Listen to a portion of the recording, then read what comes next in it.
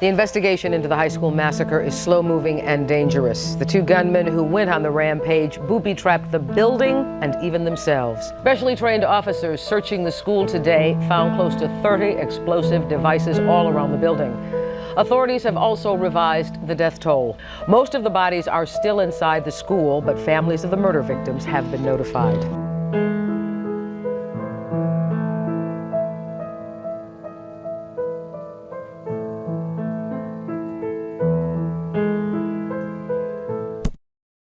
For most people, Gus Van Sant's 2003 film Elephant will have one of two effects. Either you'll think it's the most boring, drawn-out, poorly acted movie ever, or you'll find it to be one of the most haunting and disturbing films based on one of the most horrific incidents in America.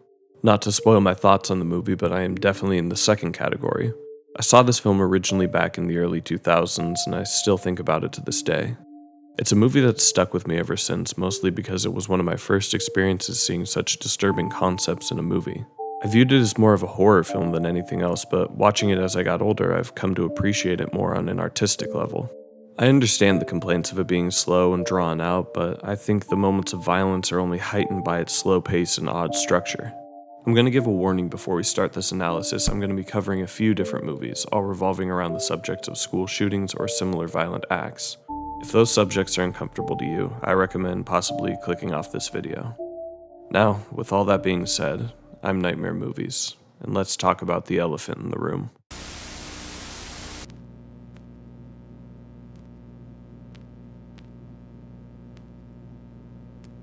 To understand Elephant, I'm going to have to give some context. On April 20th, 1999, in Columbine High School, two students, who I will not be naming, entered the school and proceeded to shoot and kill 12 students and one teacher, injuring over 20 people in the process.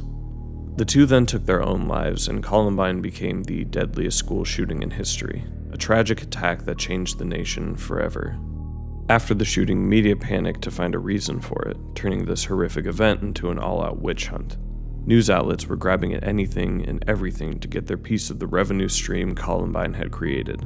Some media famously blamed video games. The shooters were apparently avid fans of Doom, Duke Nukem 3D, and Postal. One of the shooters wrote about Doom in another student's yearbook.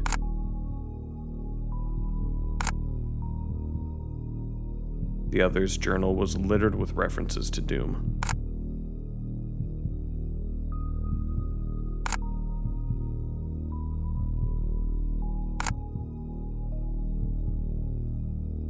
And even a file from one of their computers stated, "It'll be like the LA riots, the Oklahoma bombing, World War II, Vietnam, Duke, and Doom all mixed together." Supposedly, the two even made custom Doom maps of the high school before the shooting, but those were never found. The media also grabbed onto the fact that the two were apparently big Nazi fans. April 19th is the anniversary of many painful moments, from Waco to Ruby Ridge to Oklahoma City. And this past April 20th was the 110th anniversary of Adolf Hitler's birthday. Strewn about notebooks and journals were swastikas, German phrases, and extremely racist ideologies. Marilyn Manson became a target famously. Some will be so brash to ask if we believe that all who hear Manson tomorrow night will go out and commit violent acts. The answer is no. But does everybody who watches a Lexus ad go and buy a Lexus? No, but a few do. Or how about when the leader of the Westboro Baptist Church blamed it on the two being homosexual, even though that was never proven? Columbine became the third most followed news story for Americans in all of history, surpassing even the assassination of JFK. Now with all that information, we can get to the film. Elephant follows a number of high school students in their daily lives leading up to a school shooting. The film is non-linear in its structure and is seemingly doing the most it can to make itself feel like a real-life situation. As I said before, the film uses long, unbroken takes to try and put its audience in the scenario. An effect I think has been pretty divisive for most people. To give some more context though, the film is actually based on an Irish short film of the same name, following random characters involved in violent killings with no explanation. A theme Elephant is trying to tap into as well. See, throughout the entire film, when we follow the titular school shooters, we're shown a number of reasons why the two might commit such an atrocity. These reasons range from being bullied. Experts we talked to feel it is tragic the isolation and hatred went undetected at the school, Yet they say the key to preventing future violence may really lie with parents and kids at home. Sexual frustration and homosexuality, even.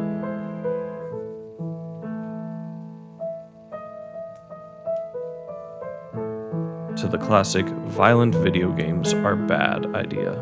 And there were the outfits, the dark coat and boots associated with Hollywood's more violent scenes. None of these ideas are given any credibility with the characters, only showing that, like our media in real life, these are just buzzwords used to simplify the psychology of these disgusting individuals. I think the movie says it best in this scene. From now on, the German people will only know what their Führer wants them to know.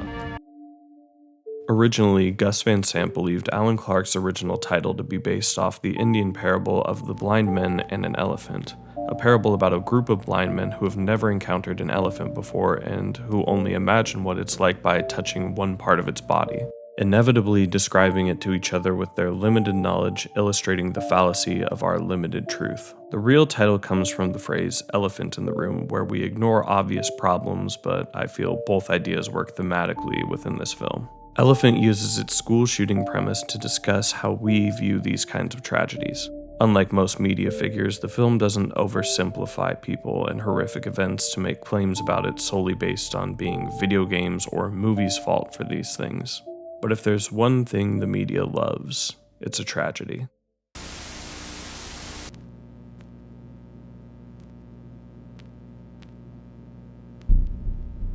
One of the most confusing parts of Columbine is that it's inspired so many copycat cases, an anomaly so pervasive it's been given a name, the Columbine Effect.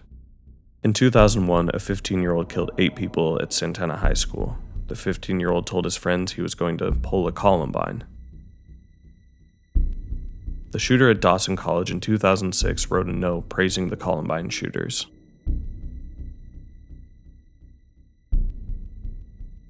The creator of Super Columbine Massacre RPG, yes, that is a real thing, also gave a statement saying, "Be aware of the sensitive nature of Montreal right now and of those who are affected by this shooting," and explained how his game is not designed to train shooters.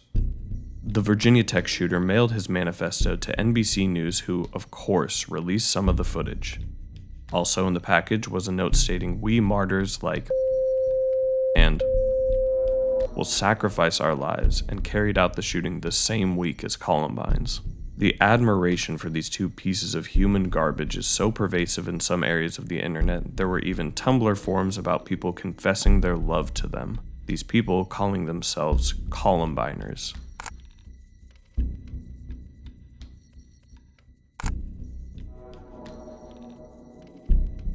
All this to say, Columbine was turned into something more than a tragedy for some. It was perceived as an almost holy event, skyrocketing these two disgusting humans into infamy and history forever.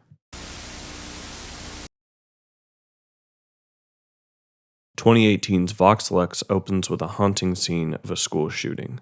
A normal band class is almost instantly shifted into a place of horror. That is, until the shooter identifies himself. I said we'll wait. Excuse me. Yes. My name is Colin Active. What?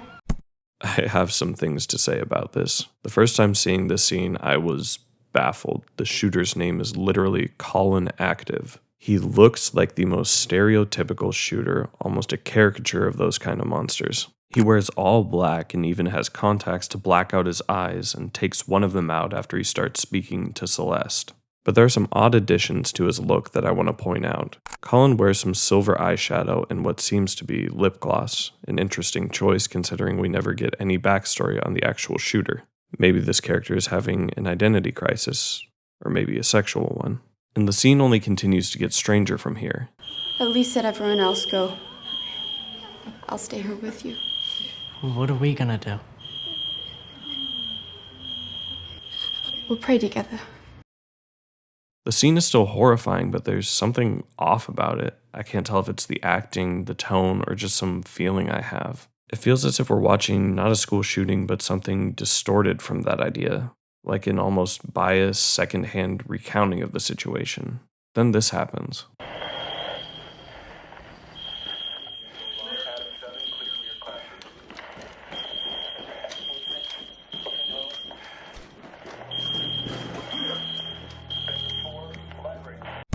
I'm going to try and not get banned from YouTube, but considering the subject of this video, I feel like we're already in too deep.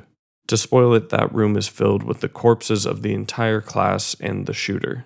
The beginning of Vox Lux is one of the most jarring openings to a film I've ever seen. The tonal whiplash you get is definitely confusing, but the movie only continues to spiral further into madness from here. To recap a little, that girl in the beginning who asked the school shooter to pray with her is named Celeste, and she's going to be the main character for the rest of the film. Miraculously, she survived the shooting but has a bullet permanently lodged into her spine. After her recovery, Celeste, in front of thousands of people on camera, performs a song that her and her sister wrote together. And Willem Dafoe puts it the best. It was theirs. No longer merely her experience, they reclaimed it as their own. The story of Vox Lux revolves almost entirely around the relationship that pop culture has with violence in the world. Celeste's rise to fame and wealth all derive from a school shooting. The masks worn in the music video for her breakout hit are used in a terrorist attack in Croatia. Due to Celeste's alcoholism and excessive drinking, she's actually blind in one of her eyes. And at the concert, the final scene of the film, she wears silver eyeshadow, just like Colin.